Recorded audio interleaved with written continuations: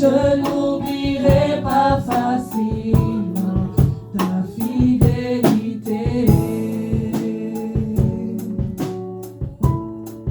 Ta fidélité.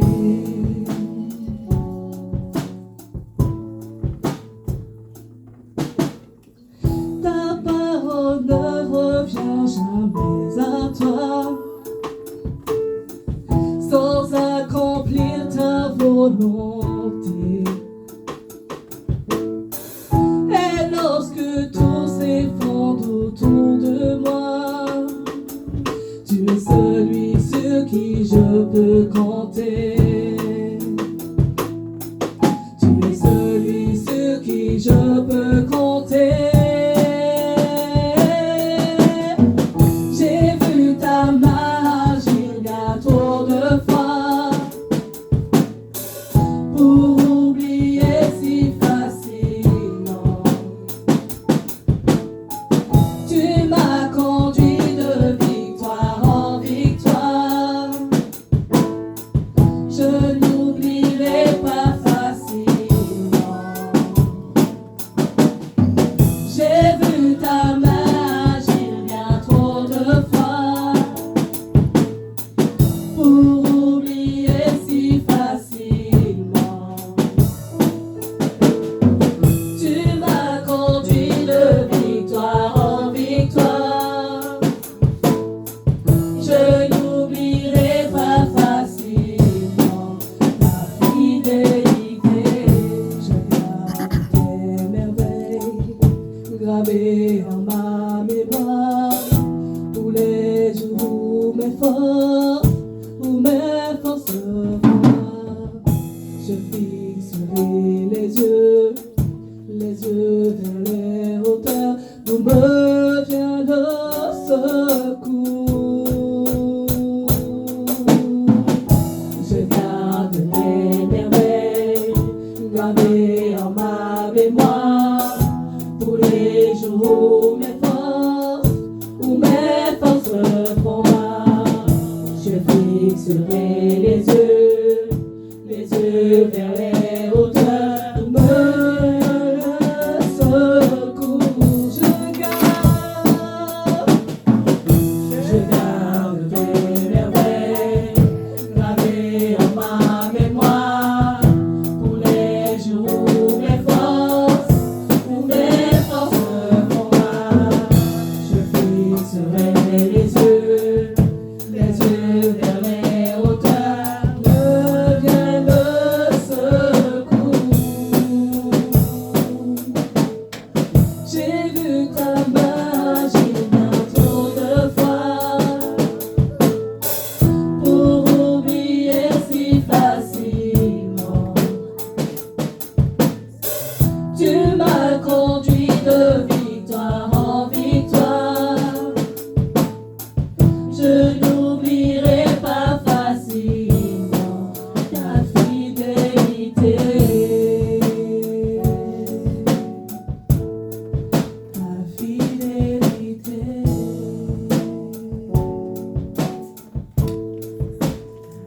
Oui, Seigneur, nous voulons compter sur ta fidélité. Parce que si nous sommes là ce matin, Seigneur, c'est un acte de fidélité de ta part. Nous sommes conscients, Seigneur, que c'est toi qui nous amènes de victoire en victoire. Parce que nos combats, Seigneur, sont en fait tes combats. Et alors, Éternel, tu es les armées. Quand tu combats, la gloire te revient, la victoire te revient.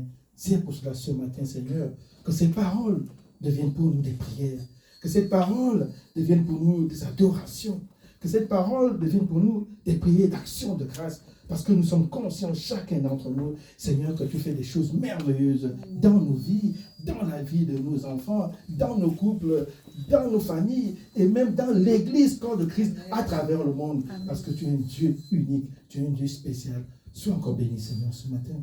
Sois encore exalté, Seigneur, ce matin. Au nom de Jésus. Amen. Amen. Amen. Ton Dieu.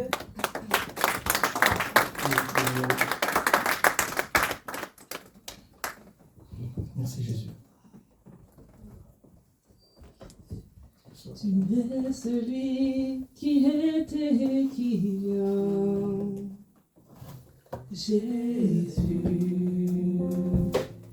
Jésus.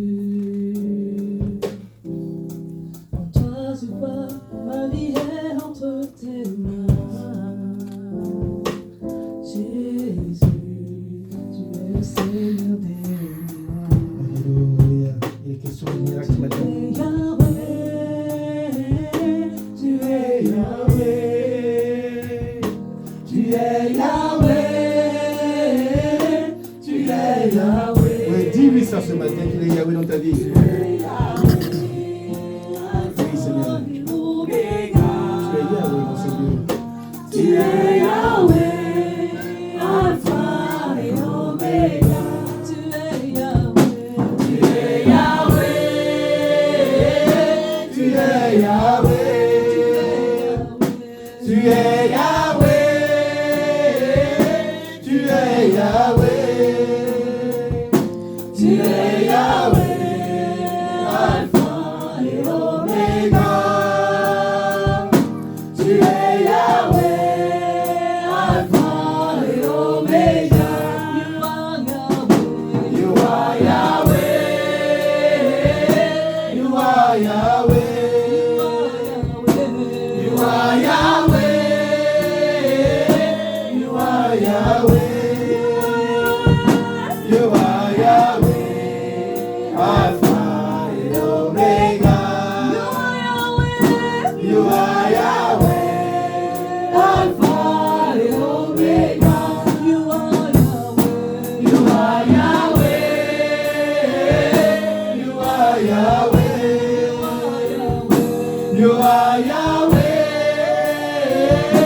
You are Yahweh. You are Yahweh, Alpha and Omega. You are Yahweh, Alpha and Omega. You are Yahweh. You are Yahweh. You are Yahweh. You are Yahweh. You are Yahweh. You are Yahweh, Alpha and Omega. You are Yahweh, Alpha and Omega. Ozazambe, Ozazambe, Ozazambe, Ozazambe, Ozazambe, Ozazambe, Alpha and Omega. Ozazambe, Alpha and Omega. Ozazambe, Ozazambe, Ozazambe,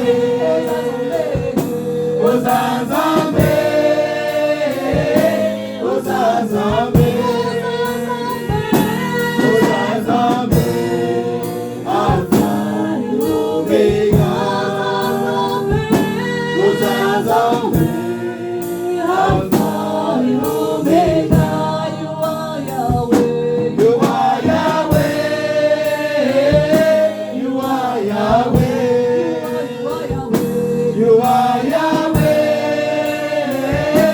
You are Yahweh.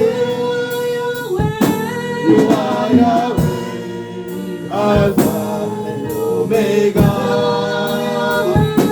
You are Yahweh, Alpha and Omega. You are Yahweh. You are Yahweh. You are Yahweh. You are Yahweh. You are Yahweh, Alpha and Omega. You are Yahweh, Alpha and Omega. Oui, Seigneur, ce matin, nous voulons reconnaître que tu es Dieu. Tu es Dieu non seulement dans ce ministère. Tu es Dieu non seulement dans nos vies, mais tu es Dieu sur toute la création. Amen. Parce que tu as créé toutes choses pour toi. Toutes choses ont été créées par toi, afin qu'en toutes choses, Seigneur, tu règnes. Amen. Oh, je te bénis, Seigneur. Tu es Yahweh dans la famille de ma soeur. Tu es Yahweh dans la vie du frère. Tu es Yahweh dans la vie de la soeur. Tu es Yahweh dans leur situation, Seigneur. Quelles que soient les situations, quelles que soient les oppressions, quelles que soient les épreuves, tu demeures Yahweh. Parce que tu es le Dieu qui a dit à Moïse, alléluia, va, je t'enverrai chez Pharaon. Moïse a dit, mais je ne sais pas parler. Tu ne sais pas parler, je mettrai les paroles dans ta bouche. Amen. Oh, je bénis le Seigneur ce matin. Je bénis Jésus ce matin. Je bénis le Saint-Esprit ce matin. Sois encore acclamé. Sois encore exalté. Merci Jésus. Merci Jésus.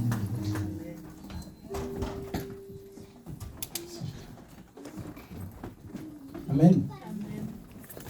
Que le nom du Seigneur soit béni ce matin. Alléluia. Parce que Dieu nous aime. Il nous aime pourquoi?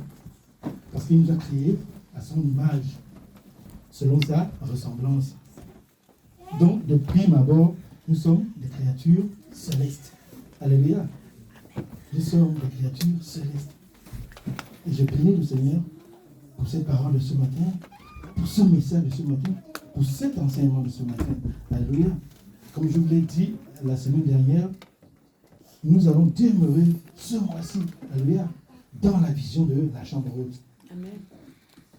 Et pour ceux qui n'étaient pas là la dernière fois, nous allons voir la vie de la chambre haute dans l'Ancien Testament. Aujourd'hui, nous verrons la chambre haute dans le Nouveau Testament. Par la grâce du Seigneur, nous verrons Jésus et la chambre haute. Alléluia. Et pour clôturer, nous allons clôturer par ce qui est cher, ce qui est beau aux yeux de Dieu, l'Église. Alléluia. Et nous verrons l'Église et la chambre haute. Ce qui s'est passé, alléluia, lorsque l'Église s'est retrouvée dans la chambre haute. Alléluia. Donc, je bénis le Seigneur. En méditant la parole, Dieu est merveilleux. Pourquoi? Parce que, en fait, la chambre haute est liée systématiquement à la résurrection. Et comme nous avons vu la dernière fois, il y a eu une visitation d'Élie, alléluia, chez la veuve de Sarepta. Il y a eu une visitation d'Élisée chez la Sunamite. Amen. Donc, dans l'Ancien Testament, il y a eu 2 résurrections. Et en méditant maintenant sur le Nouveau Testament, bien aimé, nous avons eu 2 résurrections. Alléluia. Nous avons dans le Nouveau Testament la résurrection de Tissus et la résurrection de Tabitha. Amen. Donc vous voyez qu'à chaque fois qu'il est question de chambre haute, il y a le miracle. Mais regardez, de nos jours, le monde dit quoi? Même l'Église commence à croire ce que le monde dit. Et qu'est-ce que le monde dit? Mais le temps des miracles est passé. N'est-ce pas? Le monde dit que le temps des miracles est passé. Certains chrétiens restent dans cette vision où le temps des miracles est passé. Alléluia. Bien aimé, mais quand moi je lis la parole de Dieu, quand je lis la Bible, quand je médite la parole, mais il n'est pas question de temps. Il est question de Dieu de miracles. Alléluia. La parole de Dieu me parle d'un Dieu de miracles, un Dieu qui a ressuscité l'enfant chez la veuve, un Dieu qui a ressuscité l'enfant chez la Sunamite, et un Dieu qui va ressusciter Eutychus qui va tomber, un Dieu qui va ressusciter Tabitha. Donc c'est un Dieu de miracles. Et la parole de Dieu déclare qu'il est le même hier. En fait, s'il a fait cela avec Élie, Élisée, Paul et Pierre, mais il continue à faire cela. Parce que ce Dieu-là, hier, c'est ce même Dieu aujourd'hui, et c'est ce même Dieu qui demeure. Alléluia. Donc je suis heureux de vous dire ce matin que j'ai une merveilleuse nouvelle pour vous. J'ai une bonne nouvelle pour vous. Parce que c'est ça l'évangile. L'évangile, c'est la bonne nouvelle. Qui sont beaux les pieds de ceux qui apportent la bonne nouvelle de l'évangile. Dieu nous aime. Dieu ne nous donne pas sa parole pour nous torturer. Dieu ne nous donne pas sa parole pour nous attester. Dieu ne nous donne pas sa parole pour nous persécuter, bien aimés. Au contraire, Dieu nous donne sa parole parce qu'il nous aime. Dieu nous donne sa parole Parce qu'il y a la provision. Alléluia. Et quand je lis, j'ai médité sur les 4 chambres hautes, mes bien-aimés, il y a la provision qui est là. C'est que dès que le besoin se manifeste, la provision. Dès que le besoin se manifeste, la provision. Donc, mes bien-aimés, ce mois-ci, restez dans une dimension, dans une vision de recevoir. Tu as une situation. Dieu te dit ce matin, hein, reste dans une attitude de recevoir. Amen. Recevoir. Tu n'as rien à donner. Jésus a tout donné. Tu n'as aucun sacrifice à faire. Aucun sacrifice de notre part ne peut dépasser le sacrifice que Jésus a fait pour toi et moi à la croix. Et la parole de Dieu nous dit que en lui, nous avons tout pleinement. C'est une question de vision. Nous allons lire la parole. Acte 20, versets 7 à 12. Alléluia. Je lis la parole. Le premier jour de la semaine, nous étions réunis pour rompre le pain. Paul, qui devait partir le lendemain, s'entretenait avec les disciples. Et il prolongea son discours jusqu'à minuit. Il y avait beaucoup de lampes dans la chambre haute où nous étions assemblés. Or, un jeune homme nommé Eutychus, alléluia, Eutychus serait un peu le mot-clé de notre exhortation. Alléluia, Eutychus. Un jeune homme nommé Eutychus. Voilà. Je continue. Qu'il était assis sur la fenêtre, s'endormit profondément pendant le long discours de Paul. Entraîné par le sommeil, il tomba du 3e étage en bas et il fut relevé mort. Mais Paul, étant descendu, se pencha sur lui et le prit dans ses bras en disant: ne vous troublez pas, car son âme est en lui. Quand il fut remonté, il rompit le pain et mangea. Et il parla longtemps encore jusqu'au jour. Après quoi, il partit. Le jeune homme fut ramené vivant et ce fut le sujet d'une grande consolation.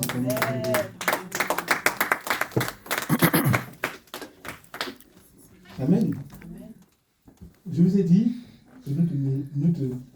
pas le message, mais cette partie, il y a une révélation importante sur la vie de Eutychus. Alléluia. Sur sa manière d'être, sur son comportement. Alléluia. Je bénis le Seigneur parce que Dieu nous aime. Déjà, quand j'ai regardé la définition étymologique de Eutychus, en fait, ça veut dire bonne chance. Avec c'est quelqu'un, bonne chance. Mais regardez l'anecdote. Quelqu'un qui est chanceux tombe du 3e étage. Alléluia. Ça, c'est Jésus, ça. Alléluia. Il y a quelque chose que c'est révélé. Eutychus, c'est quelqu'un de chanceux. Mais voilà comment est-ce que l'homme chanceux se retrouve par terre. N'est-ce pas merveilleux? Bien-aimé, on va décortiquer ce chapitre. Ma soeur revient sur le verset 7. Alléluia. Le premier jour de la semaine, nous étions réunis pour rompre le pain. Paul, qui devait partir le lendemain, s'entretenait avec les disciples et il prolongea son discours. Nous voyons que l'Église du Seigneur, le peuple de Dieu, ils étaient tous ensemble. Alléluia. Ils étaient tous ensemble. Pourquoi? Parce que Paul, étant missionnaire, avec Paul allant de ville en ville, allant d'église en église, qu'est-ce qu'il faisait? Lorsqu'il avait terminé son voyage missionnaire, il revenait et il revisitait les églises où ils se sont implantés. Là, il se retrouvait à Troas. Alléluia. Donc, Paul était en train de les enseigner. Paul était en train de les encourager. Paul était en train de les exhorter. Et nous voyons que c'est toute l'assemblée qui était là. Donc, nous voyons que la chambre haute par rapport à ce verset, devient un lieu d'édification. Alléluia. Un lieu de renouvellement. Un lieu d'enseignement. Alléluia. Et je me suis posé la question, est-ce que sommes-nous toujours disposés à recevoir de Dieu? Je vous ai dit que c'était question de posture. Ces bien-aimés, ces disciples, comme je le dis toujours, ils avaient des préoccupations. Mais qu'est-ce qu'ils ont dit? Ils ont dit, à partir du moment où Paul est là, nous savons que Paul a la parole, la révélation. Nous savons que Paul a été puissamment oint par le Seigneur Jésus. Forcément, en sa présence, nous allons apprendre des choses qui nous permettront de grandir spirituellement. Paul a le pain céleste pour nous. Paul a une part de manne que le Seigneur l'envoie. Alléluia. Donc, en d'autres termes, bien aimés, nous devons aimer la présence de Dieu. Nous devons aimer les enseignements. Nous devons aimer être présents à l'église. Pourquoi? Pour recevoir. Alléluia. Donc, vous voyez que l'église, la chambre devient aussi un endroit où on reçoit. Mais nous voyons comme si c'était un endroit où on donne. Parce que je viens, parce que je dois me déplacer, il faut que je me défasse de certaines activités. Il faut que je cherche un temps libre pour que j'aille. Non, mes bien-aimés, nous devons courir à l'église parce que nous savons que là, il y a la vie. Et la vie en abondance. Alléluia. Nous sommes dans Hébreux 10, 25. C'est important, mes bien-aimés. C'est très important. La communion fraternelle. Je l'ai toujours dit, c'est très important. Et il y a même un passage que j'affectionne par rapport à la communion fraternelle.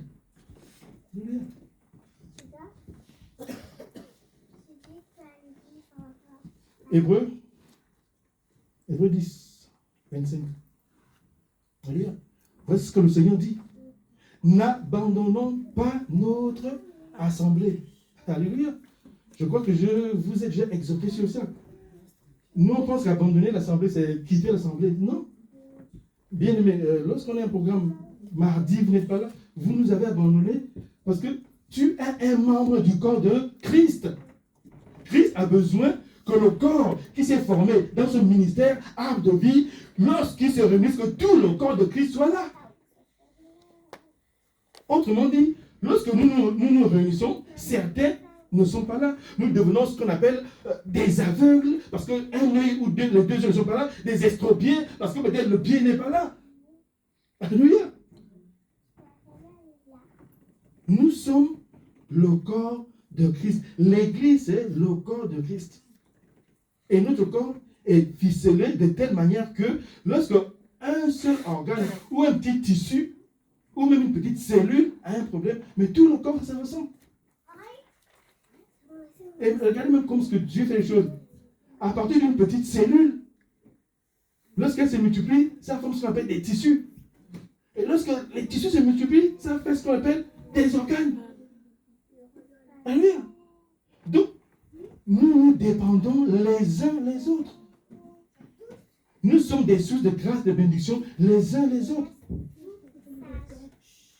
Et c'est pourquoi, vous avez vu, ils sont tous venus. Pourquoi? Écoutez la parole de Dieu. N'est-ce pas merveilleux? Donc, il faut comprendre que la chambre haute devient un lieu de communion et d'édification. Amen. Allons au verset 9. Verset 9, on va dire Acte, verset 9. Comme je vous dis, moi, la parole, on va toujours dire la parole, parce que c'est la parole de Dieu qui édifie. Amen. Or, un jeune homme nommé Eutychus, bonne chance, qui était assis sur la fenêtre. J'adore cette partie. Vous savez pourquoi? Mais il y a une grande révélation. Beaucoup d'enfants, et déjà, j'ai omis de vous dire que la vision de Eutychus, c'est un peu la vision du chrétien ou du croyant ou d'enfant de Dieu affaibli. C'est la vision d'un chrétien affaibli. Donc, voilà comment est-ce que Eutychus se retrouve assis où? Sur la fenêtre. Alléluia. Il est assis sur la fenêtre en quoi? entre l'intérieur, où il y a pleinement de lumière, ce que le verset 8 nous dit, et l'extérieur, où il y a les ténèbres. Alors il devient partagé entre ce qui se passe à l'intérieur et ce qui se passe à l'extérieur. C'est ça le chrétien.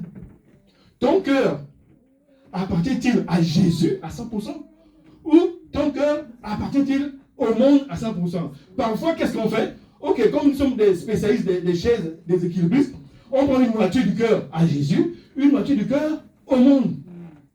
Alléluia.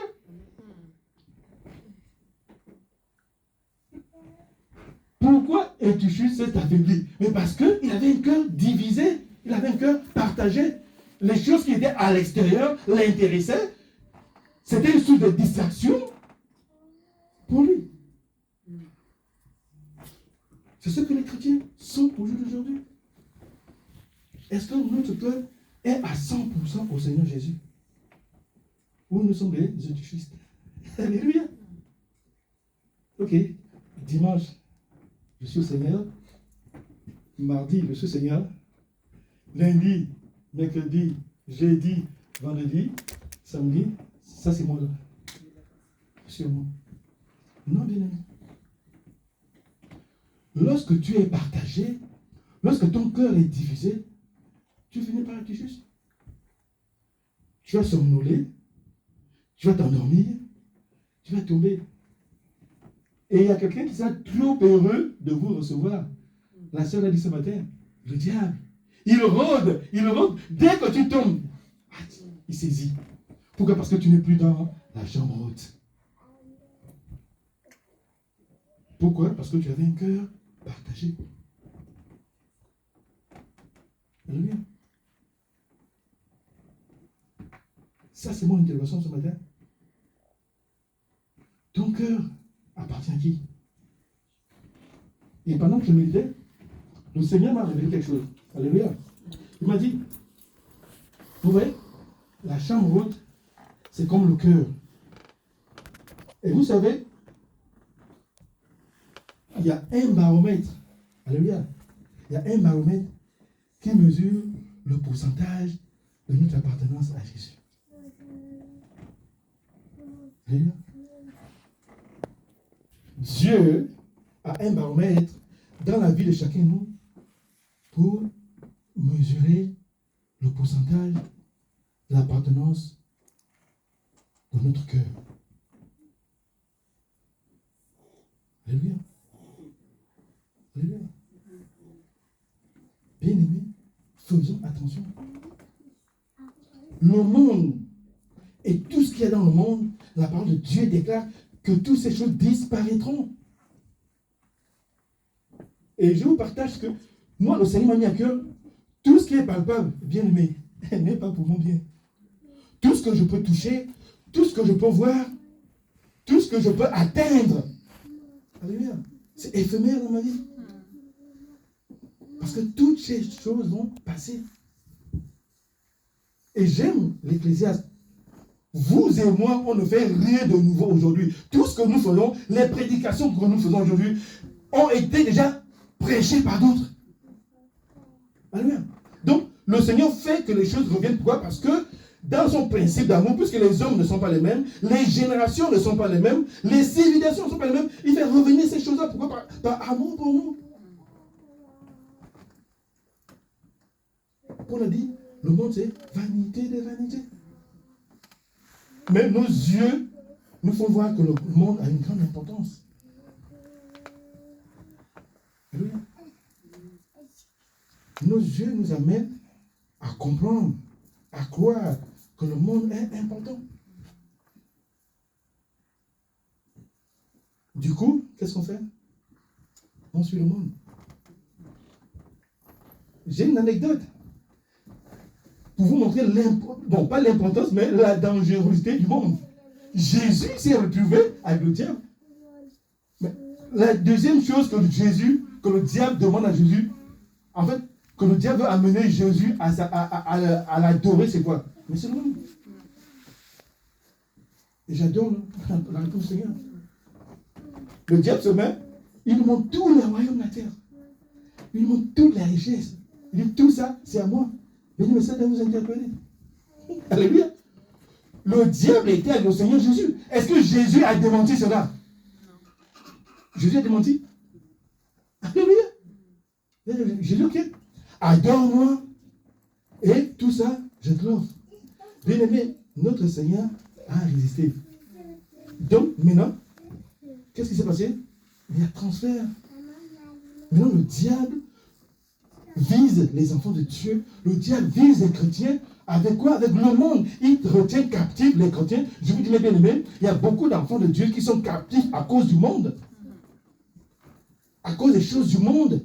À cause de la vie du monde. Pendant que Paul et les disciples, ils étaient dans la chambre haute, mes bien-aimés, le monde vivait, il y avait un monde à l'extérieur. Les gens allaient à leurs activités, les gens allaient à leurs occupations, les gens allaient faire leurs choses. C'est ce qui a un peu tué et Tychus. Alléluia. Parce qu'il se disait, oh, il faut que Paul finisse vite. Il faut qu'il fasse vite. Il faut qu'il fasse vite. Alléluia. Il faut qu'il termine sa prêche. Bien-aimés, faisons attention au monde. Moi, c'est même le livre de Jacques 1,8. Faisons attention.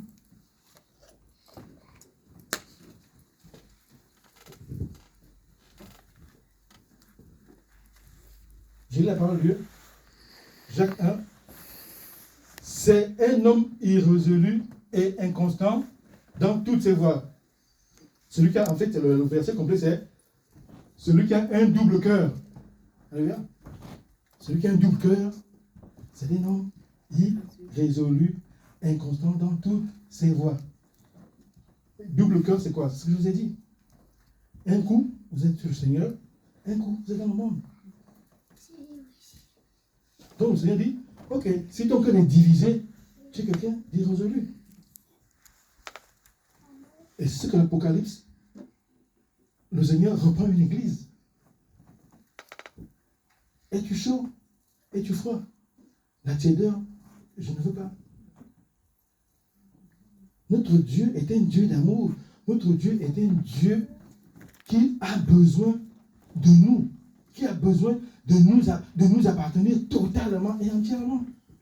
Je le dis toujours, il n'y a pas d'indépendance avec le Seigneur. On appartient, nous sommes la propriété privée du Seigneur, mes bien-aimés. La propriété privée.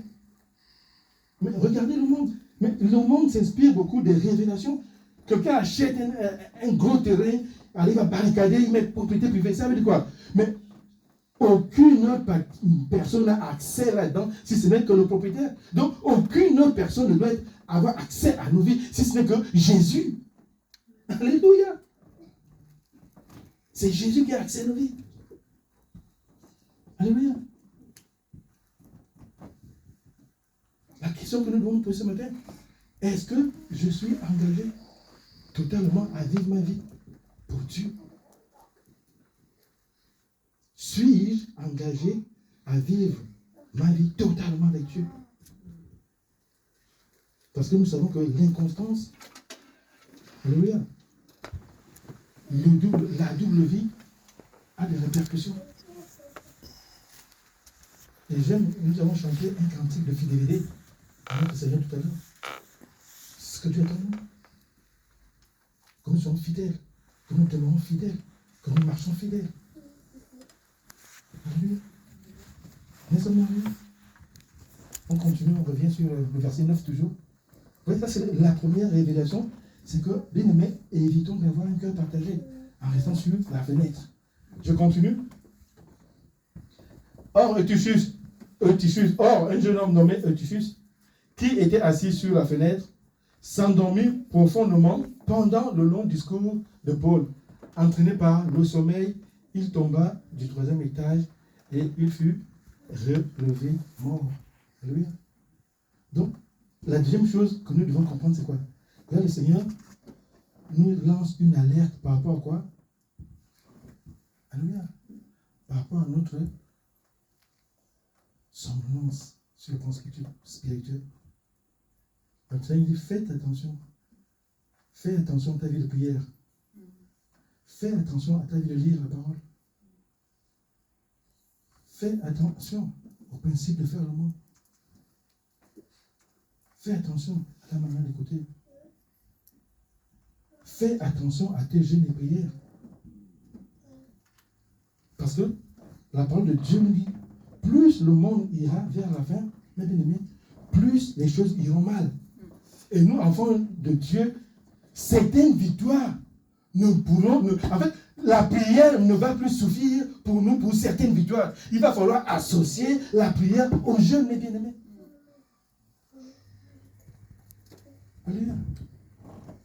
Plus la situation devient critique, mes bien-aimés, mais on prend des mesures d'urgence. Ici, il y a des plans d'urgence, n'est-ce pas? Quand il y a une pandémie, les plans blancs, c'est quoi? C'est-à-dire que lorsqu'il y a une situation d'urgence, je ne vais pas me comporter de la même manière. Non. Non. Et nous voyons que la vie va de plus en plus mal. Chaque jour, nous avons des mauvaises nouvelles dans les médias. Alléluia. Chaque jour, nous voyons les manifestations de catastrophes dans les médias. L'État nous avance, alléluia, des taxes, des taxes, des taxes, des impôts, des impôts, des impôts. Lorsqu'on a une vision verticale, on se dit, mais c'est pas possible. Mais on ne peut plus vivre dans ce pays. Oui, bien aimé, les gens te disent, c'est pas pour toi. Ce n'est pas pour toi. Ces choses qui arrivent doivent arriver parce que Dieu a prévu cela. Mais toi, tu as ta part avec Dieu. Alléluia. Je vis dans le monde, mais je n'appartiens pas au monde. Si je n'appartiens pas au monde, les révélations ou la vision du monde n'est pas mienne. Ma vie est impactée par la révélation céleste. Quels sont les projets que le Seigneur a pour moi? Quelle est la vision que le Seigneur a pour moi? Quels sont les objectifs que le Seigneur a atteindre dans ma vie? C'est ça la différence. Quand j'ai une vision verticale, c'est Jésus, Jésus, Jésus. Mais quand j'ai une vision horizontale, c'est le monde. Bien. Donc nous voulons encore qu'une fois de plus, tissu nous interpelle à éviter la somnolence. Alléluia. Et nous allons lire 1 Thessaloniciens 5, verset 6. 1 Thessaloniciens 5. Ne dormons donc point comme les autres, mais veillons et restons et soyons sobres. Alléluia. C'est une interpellation à rester comment? Éveillé. Pourquoi? Parce que monsieur Eutychus, c'est la mort spirituelle. Mais Dieu te dit non. Tu n'es pas Eutychus. Pourquoi? Parce que tu as quelque chose de spécial en toi. Tu as quelque chose de puissant en toi. Tu as quelque chose d'extraordinaire en toi. Dieu ne peut pas te dire reste éveillé si en toi il n'y a pas la capacité de rester éveillé. Alléluia. Ne dormons point comme les autres. Il y a des gens qui sont appelés à dormir.